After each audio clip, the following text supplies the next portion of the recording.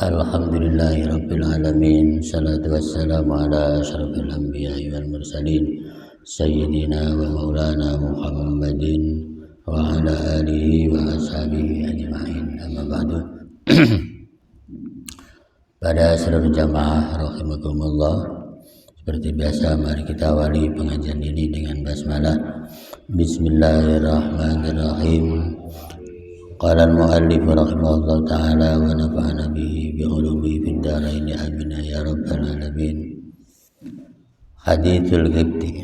Wa kana tabakhan li fir'auna fashtara hataban famarra bihi fatan min bani Israil mimman kana yujalisu Musa fajadabahu al-Qibti liyahmilal hataba famtanaha wastansara bi Musa. Hadithul Qibti, cerita tentang pemuda Qibti. Jadi Qibti itu daerah, sebenarnya dari daerah wilayah Mesir itu ada daerah Qibti. Sekarang namanya Koptik. Jadi ada daerah Koptik di Mesir.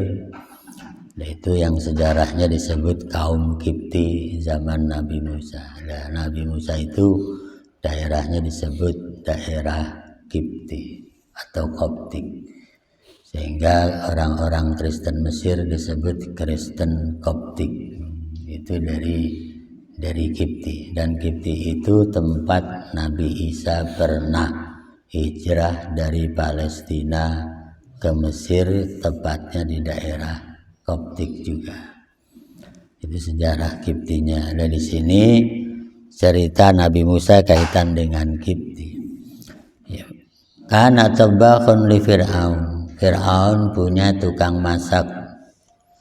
Fastaro hatoban. Tukang masaknya membeli kayu. Famarra bihi fatan. Pas mau beli kayu untuk masak maksudnya, dia ketemu seorang pemuda min Bani Israil, dari Bani Israil. Mimman kana yujalisu Musa, bagian dari orang yang sering bergaul dengan Nabi Musa.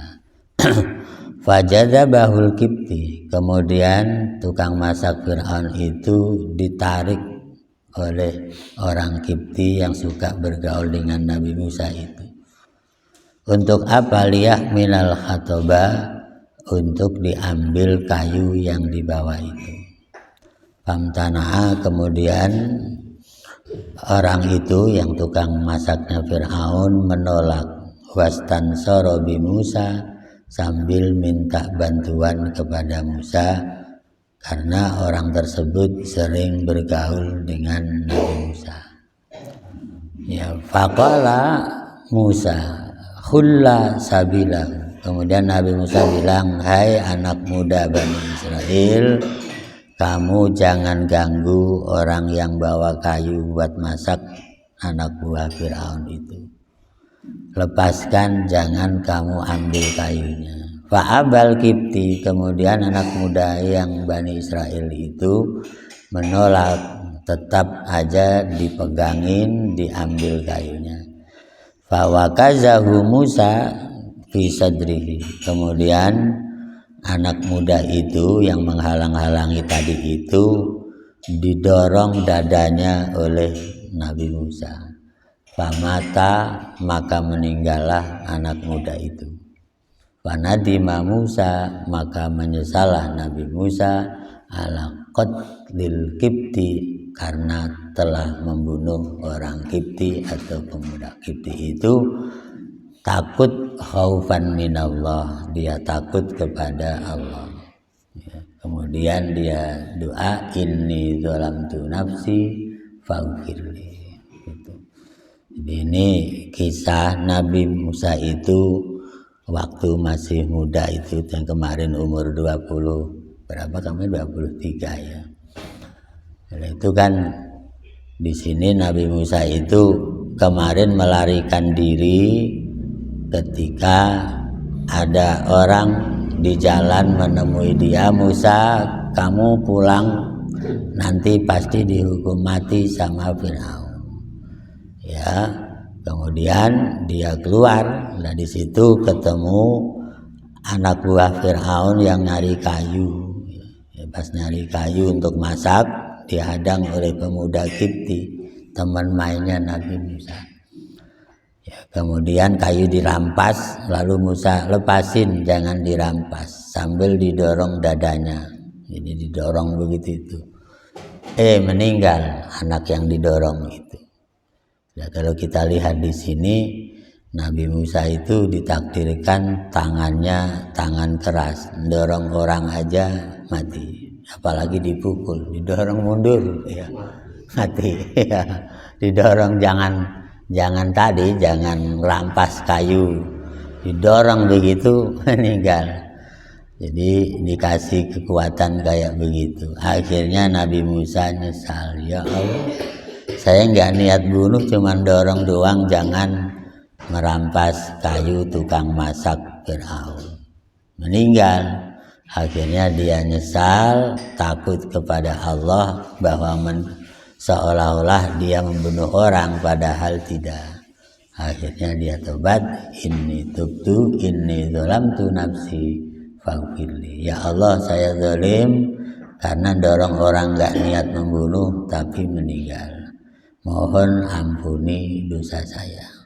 Faghfarolahu, maka Allah pun mengampuni dosanya.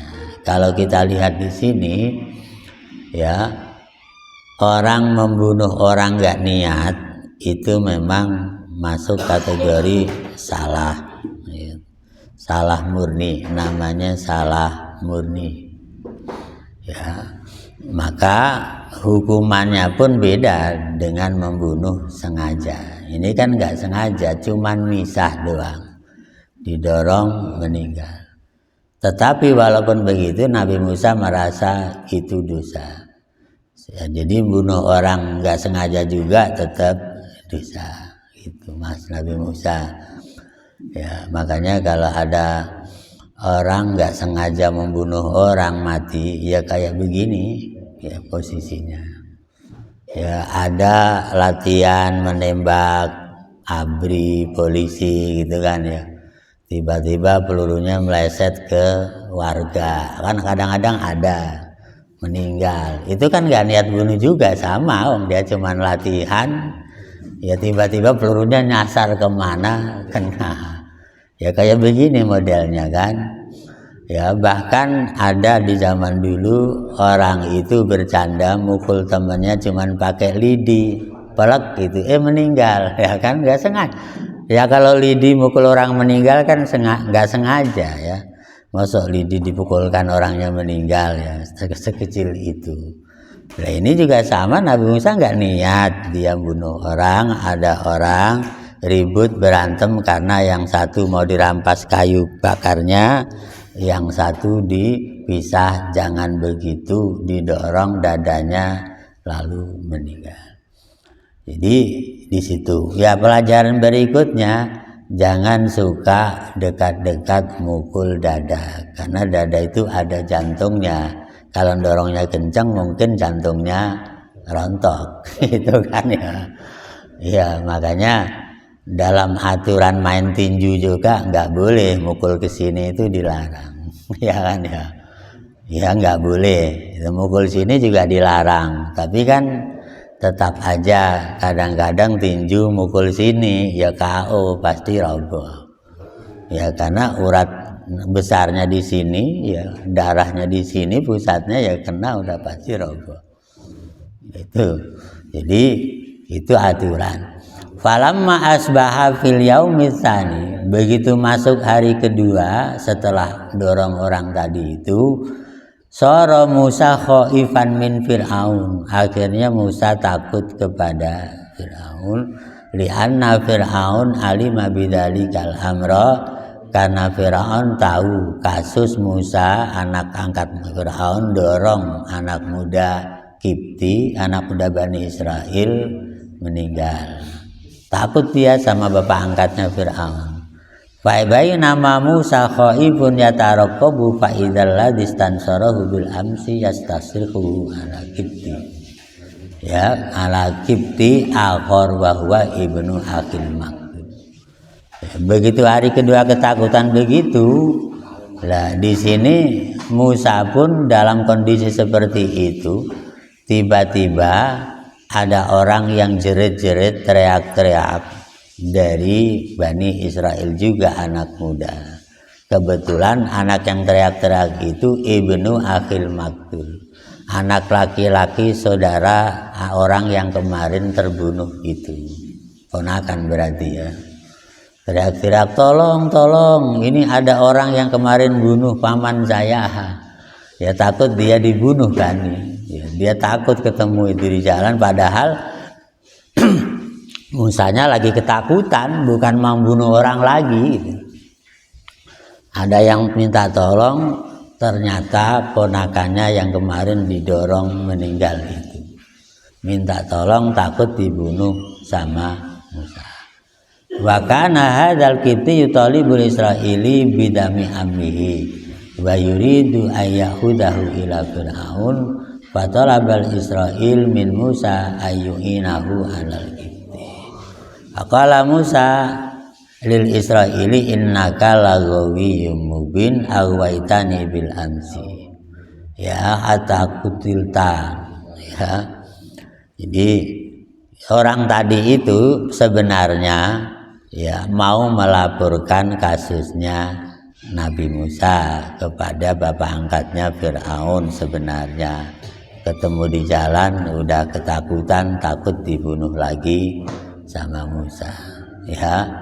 Lah kemudian Nabi Musa bilang, "Lu kamu itu berbuat salah 2 kali. Kemarin juga kamu mau ngerampok saudaramu, lalu saya dorong mati. Kemudian kamu saudaranya teriak-teriak lagi, ya pengen laporin saya ke Fir'aun.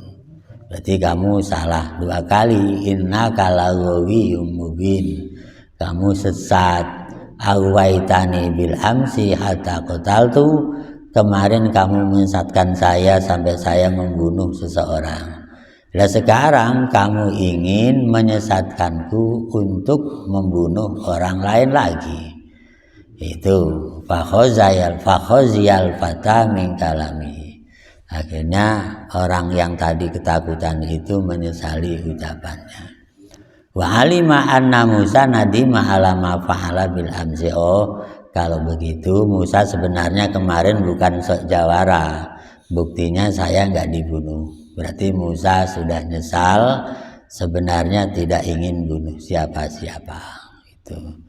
Itu jadi akhirnya nggak jadi dia mengelaporin ke Fir'aun, karena sebenarnya Musa bukan jahat, cuman tadi dia mau melaporkan Musa jahat ya. Jadi kasus melapor begini ini dari dulu sudah ada, itu kan ya. Jadi orang bunuh nggak sengaja itu boleh jadi diperkarakan kayak begini ini gitu ya. Padahal nggak sengaja itu hukumnya beda dengan sengaja. Pembunuhan yang disengaja pasalnya beda dengan pembunuhan yang tidak disengaja. Ya sama juga orang jorogin orang kepleset jatuh meninggal, itu kan nggak sengaja, cuman jorogin, maksudnya bukan membunuh, kecuali kalau joroginnya bahaya. Kalau jorogin cuman ya istilahnya cuman 3-4 cm masa berbahaya, yang enggak. Kalau dijorokin dari atas jalan tol lah iyalah itu berbahaya. Ya, jadi penyebab kematian yang tidak sengaja itu sebenarnya dalam hukum Islam juga diampuni oleh Allah seperti Nabi Musa.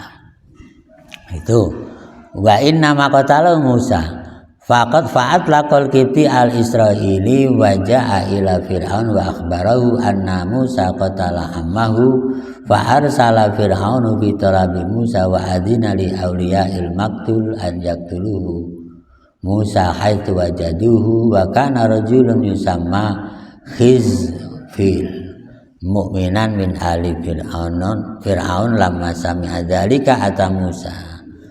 Ya. Jadi gimana? Akhirnya orang tersebut, anak paman yang terbunuh itu ya kemudian diam-diam tetap melaporkan Musa kepada Fir'aun bahwa anak angkat Fir'aun Musa telah membunuh seseorang. Ya, akhirnya Fir'aun mengizinkan dia dan orang-orang sekitar Kipti untuk mengejar Musa, menangkap Musa dimanapun Musa ada, untuk dihukum mati Musa. Ya, jadi akhirnya apa? Ya orang-orang Kipti malah pro kepada mereka, nyari-nyari Musa untuk ditangkap, diserahkan kepada Fir'aun. Ya, tetapi wakana rajulun yusama Hizfil. Ada seseorang bernama Hizfil dari Kipti. Mukminan min ali Fir'aun. Dia termasuk keluarga Fir'aun tapi beriman, bukan kafir. Lama sami adzalika, ketika Hizfil tadi mendengar itu, ata ila Musa. Hizfil pun datang ke Musa wa qala lahu innal mala'a ya'tamiru nabika liyaktuluka. Ya, fakhruj inni laka minan nasihin. Kata Hizfil, Musa, Fir'aun sudah nyuruh pasukannya untuk mencari kamu untuk dihukum mati. Sekarang kamu harus meninggalkan sini. Ya, saya, kata Hizfil, mendengar ya Fir'aun sedang mencari kamu untuk dihukum mati. Ya, kemudian Musa bilang, benar kamu? Iya, saya benar. Kan saya sudah beriman, Musa. Innilaka minan nasihin, saya nasihati kamu dengan nasihat yang benar. Ya, silahkan kamu jangan pulang, kalau pulang dihukum mati sama Fir'aun. Fakharaja Musa khaifan, akhirnya Musa pun langsung melarikan diri ketakutan menuju nahwa ardo Madyan, ke arah kota Madyan, hafiyan bi ghairi zadin. Ya, dia pun melarikan diri ke Madyan dari Mesir. Madyan kan kemarin sudah dibahas. Kota Madyan itu kota yang indah di Syam atau di Syria. Ya, jadi lari dari Mesir ke Syria ke Madyan. Tapi di sini lari ke sana kabur hafiyan bi ghairi zadin. Hafiyan itu artinya nggak pakai alas kaki. Dia kabur nggak pakai sendal, nggak pakai alas kaki, bi ghairi zadin, nggak pakai bekal apa-apa, mutawakkilan 'alallah, sembari bertawakal kepada Allah. Jadi di tengah jalan dinasihati orang yang namanya Hizfil tadi, Musa, udahlah jangan pulang ke kerajaan lagi, tinggalkan, terserah kamu kemana daripada kamu dihukum mati sama Fir'aun. Dia pun kabur, nggak pakai alas kaki, nggak punya bekal apa-apa. Dia lari ke daerah Madyan, Syria.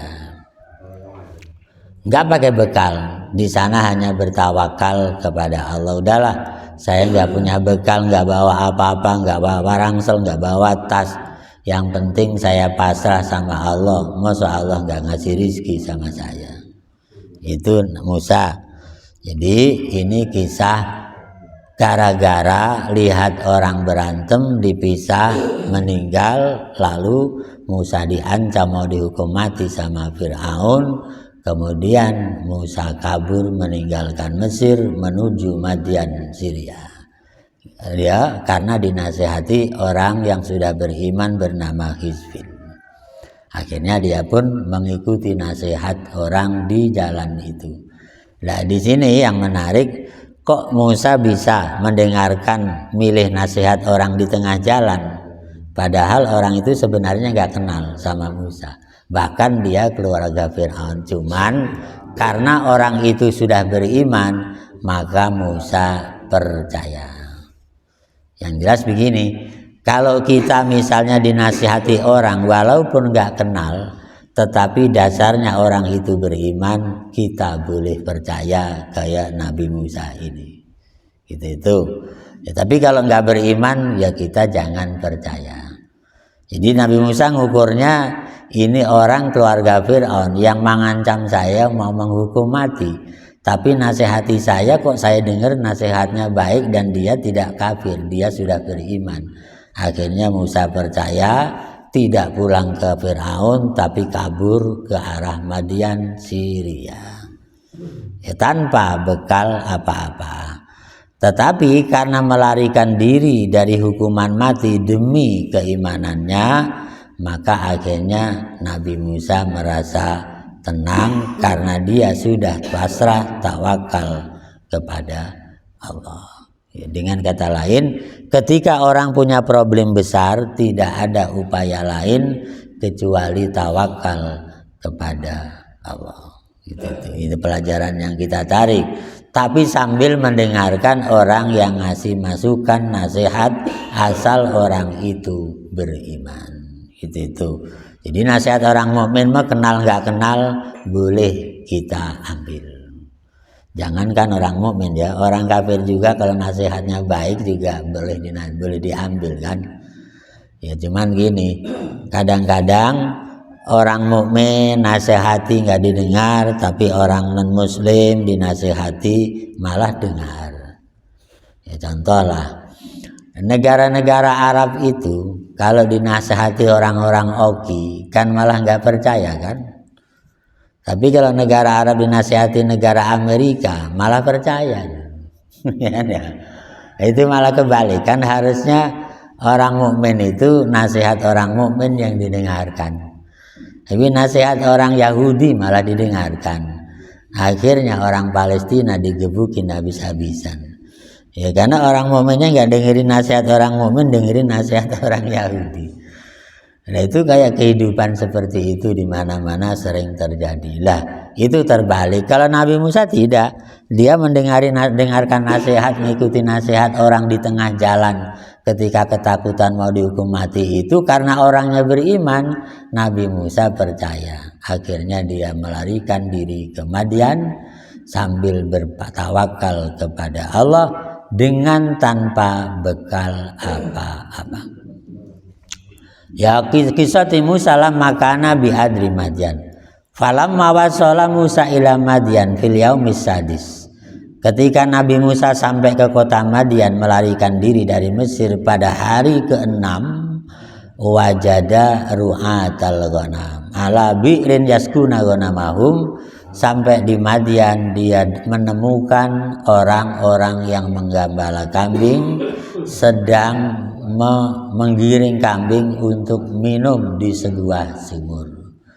Wa idzan bimra'ata ini, tiba-tiba di sana Musa ketemu dua perempuan tadudani yang sedang berusaha menggiring kambing minum di sumur tua itu. Itulah firman Allah Ta'ala di Al-Quran, walamma warada ma'a Madyana wajada alaihi ummatan minan nas yaskuna wa wajada min dunihim imra'ataini tadudan. Kata Al-Qur'annya begitu. Faqala Musa ma khotabukuma qala ta'ala naski. Ya, jadi begitu ketemu orang-orang angon kambing di Madian menjelang maghrib, menggiring kambing minum ke sumur tua. Sampai di sumur tua itu semuanya sudah pada minum kambingnya, ada dua perempuan berusaha untuk kambingnya bisa minum di sumur itu, tapi di sini ternyata nggak bisa. Kenapa? Karena di situ sumur yang habis diminum kambing teman-temannya tadi ditutup oleh teman-teman angon kambing dengan batu besar, sehingga sumurnya ketutup, kambingnya nggak bisa minum, yang dikembala oleh dua perempuan itu. Ya, faqala Musa, kemudian Musa negur, Neng, ada apa kalian nangis di situ dekat sumur? Mereka menjawab, lanuski, kami tidak bisa ngangkat batu untuk kambing kami supaya minum di sumur itu. Itu wabakil ma limawasina wa abuna syaikun kabir nabiyuha ilahil kaum yasudunahu ala ma'atahullah. Kenapa mereka itu pada iri sama kamu? Ya karena mereka nggak suka sama abah saya. Abah saya seorang nabi namanya Syuaib. Orang-orang umatnya orang Madian gak suka, iri sama orang tua saya. karena orang tua saya jadi nabi gitu. Akhirnya mereka dengki termasuk kepada saya anaknya. Kambing mau minum aja nggak boleh ke sumur itu, akhirnya sumur ditutup dengan batu. Itu. Jadi ini sejarah ya, bahwa yang namanya iri itu bisa ke satu orang, bisa merembet ke anak cucu orang yang didengki. Ya, itu sejarah manusia. Ya, ada yang begitu, nggak suka sama bapaknya sampai ke anaknya juga nggak suka. Itu kan. Ini nggak suka sama Nabi Syuaib sampai anaknya angon kambing juga dikerjain karena iri dan dengki. Nah, itu lah dalam Islam iri seperti itu dilarang. Iri sendiri aja dilarang, apalagi iri berkesinambungan sampai ke anak-anaknya. Dan itulah yang sering disebut dendam berkepanjangan, dan itu dalam Islam dilarang. Ya, karena dulu pernah terjadi waktu Nabi hijrah ke Madinah, itu ada suku yang perang 300 tahun nggak berhenti. Waktu Nabi hijrah ke Madinah, ya cuman karena saling dengki satu dengan yang lain, namanya suku Aus dengan suku Khazraj. Itu perang. Cuma padahal Aus Khazraj itu dulunya kakak beradik, kemudian saling punya anak, punya cucu banyak, akhirnya jadi dua suku, kemudian saling iri bersaing satu dengan yang lain, perang terus sampai 300 tahun. Nah, waktu Nabi datang didamaikanlah oleh Rasulullah. Nah, itu ya, orang dengki berkepanjangan itu kadang-kadang membawa perang berkepanjangan seperti Aus dan Khazraj. Ya zaman sekarang ya dendam berkepanjangan, ya orang Israel sama Palestina itu dendam berkepanjangan. Ya, saya nggak beres-beres dia, nyambung terus dendamnya. Nah, itu sejarah masa lalu yang dialami oleh Nabi Musa. Tetapi begitu Nabi Musa lihat begitu, ya sudah kalau begitu neng, waktu sudah menjelang maghrib, menjelang malam, diangkat batunya sama Musa sendirian. Jadi padahal batu besar tadi seandainya diangkat puluhan orang juga berat, tapi Musa cukup diangkat sendirian. Begitu diangkat sendirian, lalu kambingnya dua perempuan itu bisa minum. Ya, setelah sudah minum akhirnya perempuan tadi terima kasih luar biasa. Kemudian ditanya, neng, kamu dari mana? Saya dari Madian. Ya, orang tuamu siapa? Orang tua saya namanya Syuaib. Gitu. Ya sudah, karena waktunya sudah malam, ya kata Musa, gini, saya antar ke rumah. Karena perempuan malam-malam takut nggak berani pulang. Diantarlah oleh Musa sampai ke rumahnya. Ternyata orang tuanya adalah Nabi Syuaib. Itu. Ya. Kemudian ditanya bapaknya, neng, begitu diantar sampai ke sana, neng kok kemalaman begini, gimana ceritanya? Ya, akhirnya dia ceritakan, tadi mau nyuruh kambing saya digiring supaya minum, sumurnya dikerjain teman-teman. Oh, terus akhirnya diangkat oleh seorang pemuda, tuh orangnya nganter saya. Itu ya, ditunjukin kan, karena pas dia nganter sampai ke rumah, Musa bilang, udah sampai di sini, saya akan pergi lagi melanjutkan perjalanan saya. Ya pas begitu ngomong begitu, dia cerita ke bapaknya, panggil suruh ke sini siapa orangnya. Akhirnya begitu mau jalan lagi, Musa ditahan, disuruh mampir ke Nabi Syuaib itu. Nah itu, jadi ternyata dua perempuan itu anaknya Nabi Syuaib. Itu. Ya. Nah, akhirnya di situ akhirnya gimana? Ya sudah, kamu datang ke sini, kamu asalnya dari mana? Kata Nabi Syuaib, saya datang dari Mesir. Oh. Terus gimana kok bisa lari sampai ke sini di tengah hutan? Ya, kemudian Musa bilang, saya sebenarnya anak angkatnya Raja Mesir, Firaun. Cuman saya ada kasus begini, ya di tengah jalan, lalu saya dikejar, mau dihukum mati. Akhirnya saya dinasihati orang di tengah jalan, lalu saya pun mengikuti nasihat itu, melarikan diri sampai ke sini. Oh gitu. Jadi ya sudah, terus kamu masih takut? Masih takut karena Fir'aun pasukannya banyak, intelnya banyak. Takutnya intel Mesirnya Fir'aun sampai ke Syria gitu kan. Iya, dicari-cari kan masalahnya. Jadi disebut buronan sekarang, ya bahasa sekarang buronan gitu. Ya udah, kalau begitu kamu nggak usah takut. Di sini aja, kamu nggak usah takut sama ancaman Fir'aun. Kamu tenang di sini dulu, kata Syuaib. Ya, terus gimana? Ya, saya ini melarikan diri sudah 4 hari, ya 6 hari yang lalu. Berarti kamu lapar? Ya, ya sudah, makan dulu. Ya akhirnya ya Nabi Musa, kalau saya makan dikasih orang doang saya malu. Terus gimana? Ya pengennya makan tapi ada pekerjaannya. Ya sudah, makan dulu, nanti kamu angon kambing saya. Itu Nabi Musa. Jadi memang dari kecil dia itu nggak suka dikasih orang, pengennya mandiri. Sampai dikasih makan aja, padahal lapar sekali. Tapi Musa bilang, saya malu kalau makan nggak ada pekerjaannya. Itu Musa. Ya sudah, kalau begitu tenang di sini. Nanti saya punya kambing 400, banyak ya. 400. Ya Nabi dulu kan pada kaya 400 ya. Udah kamu gembala aja. Ya gitu itu. Ya nanti ya perjanjiannya banyak lah. Ya kamu angon aja.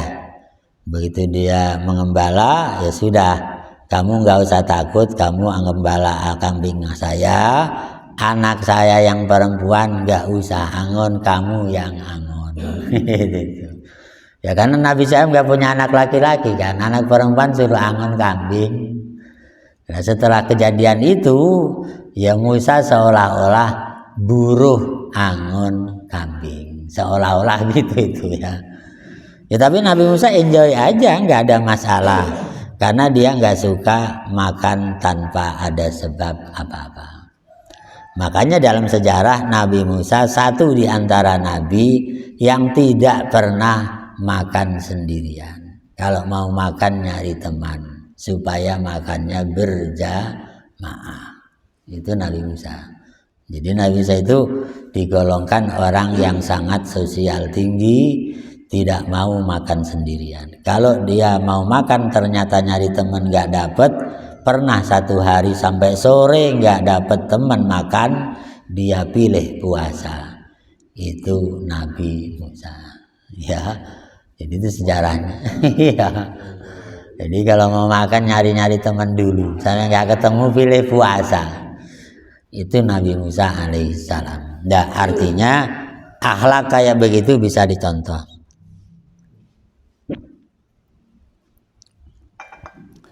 Makanya itu yang disebut da'bul anbiya wal mursalin, kebiasaan baik para nabi dan para rasul, punya akhlak dermawan maksudnya. Ya, tapi kan orang begini ini tidak banyak dalam kehidupan ya, karena kalau makan banyak orang itu kalau menurut Islam kan berkah, tapi orang-orang yang nggak suka kan merasa keganggu, itu kan beda-beda. Ya akhirnya disinilah beliau menjadi pengembala kambing di Madian. Ya, habis kabur kemudian ketemu orang tua yang disebut Nabi Syuaib. Punya kambing kemudian disuruh angon kambing. Jadi kayak ceritanya Pak Satino ya, punya sapi, suruh angon sapi. Ini angon kambing bukan Pak Satino ya. Ya karena begini, ternyata kalau kenapa sih sejarah zaman dulu para nabi itu ceritanya kambing, onta, binatang lah, hewan, ternak lah gitu ya. ternyata hidup itu dengan ekosistem ekonomi yang sehat, ternyata ekonomi yang seperti itu. Ya kan? Sampai sekarang yang namanya kekayaan ternak, sapi dan kambing itu harganya sama dengan nilai ekonomi dunia.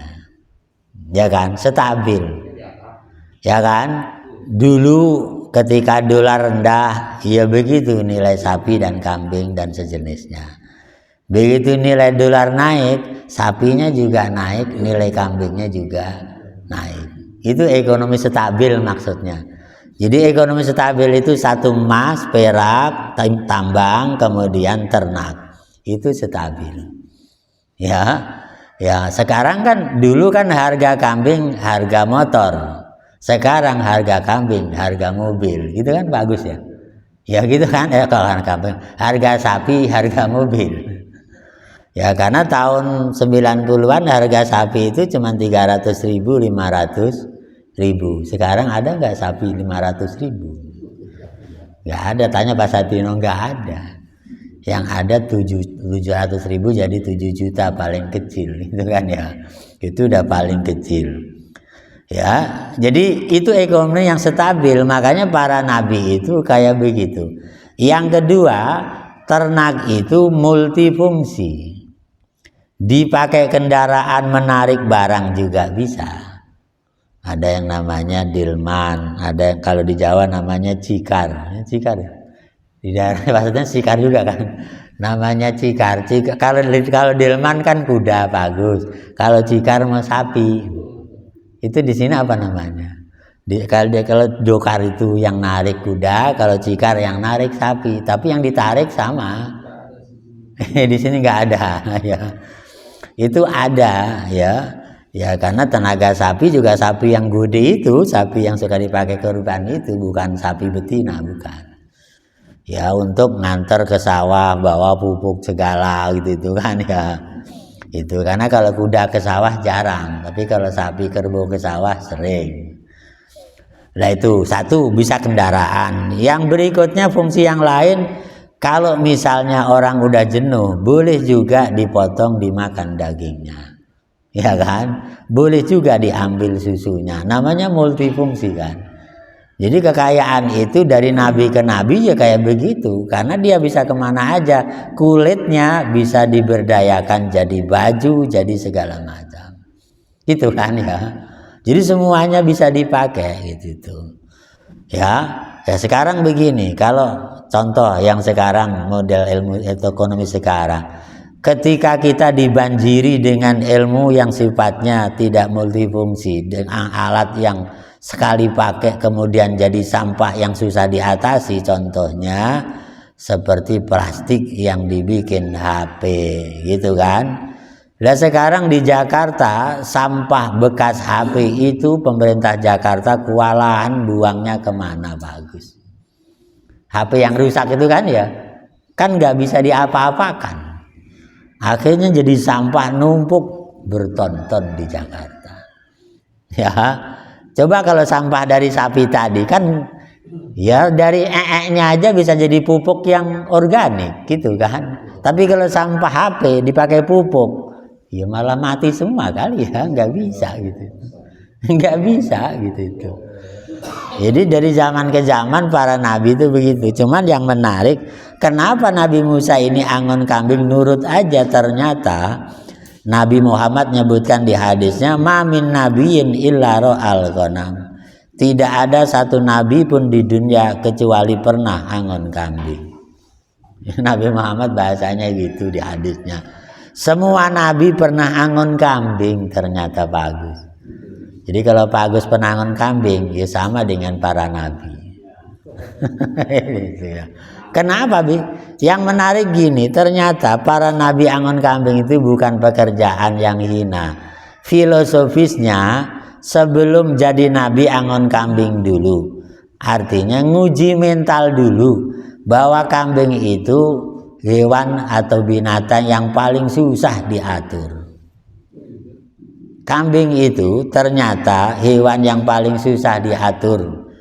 Ya, yang sini suruh masuk kandang, yang satu kabur. yang satu diumpani, yang satu kabur. Akhirnya yang angon kambing kalau nggak sabar nangis, apalagi sampai 400 tadi kambingnya. Ya kan? Ayo angon kambing dikepar 400, waduh kewalahan, udah pasti kewalahan. Tapi kalau dia sabar, dia bisa jadi mimpin bangsa dan umat. Maka kalau ada presiden pernah angon kambing, insya Allah kayak para nabi, dia penyabar dan tabah karena pernah diuji angon kambing. Gitu. Ya gitu itu. Ternyata Nabi nyebut Nabi semua pernah angon kambing, bukan angon kambingnya, filosofisnya kambing itu paling susah diatur. Ya tapi kalau bisa ngatur kambing berarti bisa ngatur rakyat, bisa ngatur bangsa. Itu kata Rasulullah di hadisnya, ma min nabiyin illa ra'al ghanam. Cuman di zaman akhir kata Nabi akan ada satu masa di mana nanti manusia itu menerapkan hukum yang tidak baik. Jadi kata Nabi nanti akan datang kepada umatku pemimpin-pemimpinnya seperti serigala, ya, seperti asad, seperti singa. Pemimpinnya kayak singa, menterinya kayak serigala. Ya, waqudatuhum kal kilab, penegak hukumnya seperti anjing. Kemudian wakasirun naskal agnam, mayoritas masyarakat kayak kambing. Nanti akan datang seperti itu. Jadi kalau pemimpinnya, penguasanya kayak singa, alias penguasa yang galak kayak singa, nggak nurut diterkam singa, itu kan. Lalu didukung sama menteri seperti asad, ya kadhib serigala, ya. Kemudian penegak hukumnya kayak anjing. Maksudnya apa? Ya anjing itu kan galak, tapi kalau dikasih daging diem. Itu. Iya, kudat itu penegak hukum, qadhi. Jadi penegak hukum gampang disuap maksudnya, maksud Nabi, ya kan? Galak dikasih uang nggak galak, ya kan? Menterinya kayak serigala, ya serigala tahu kan serigala? Ya serigala itu kan biasanya ngejar ayam. Ayam di sana dia nutup badannya pakai keraras, keraras bagus itu keraras ya. Daun pisang yang kering keraras juga. Dia bilang suaranya kayak ayam manggil anak, dan begitu ayam deket lah dia nongol, diterkamlah ayam. Itu serigala kan. Lah kata Nabi menterinya kayak serigala. Maksudnya gimana ya? Ya tadilah ya, jadi intel sana sini yang kira-kira nggak dukung penguasa diintelin, ditangkap. Gitu. Akhirnya masyarakatnya bingung, udahlah daripada ngomong salah, ngeritik salah, mendingan kayak kambing. Maksudnya kayak kambing gimana? Harus nurut, digiring kemana aja. Jadi akhirnya masyarakatnya kayak kambing, digiring sana mau, digiring sana mau, digiring sana mau. Itulah kambing, ya gitu. Artinya ya terjadi masyarakat terombang-ambing maksudnya. Terombang-ambing lah, kata calon ini bagus, kata calon ini bagus, sana ngajak sana ikut, sana ngajak sana ikut, ngajak sana ikut, ya itulah masyarakat kambing. Tapi entah kapan datang, Nabi bilang nanti akan datang kayak begitu. Ya entah nantinya kapan, wallahu alam. Nabi bahasanya sayati, akan datang. Ya, itu makanya lah disitulah bahwa kambing itu punya banyak filosofis dari zaman ke zaman yang dijalani oleh para nabi, gitu. Tetapi kambing juga menjadi sumber berkah di sini. Jadi waktu itu Nabi Syuaib, saya tidak ingin membuat kamu sengsara.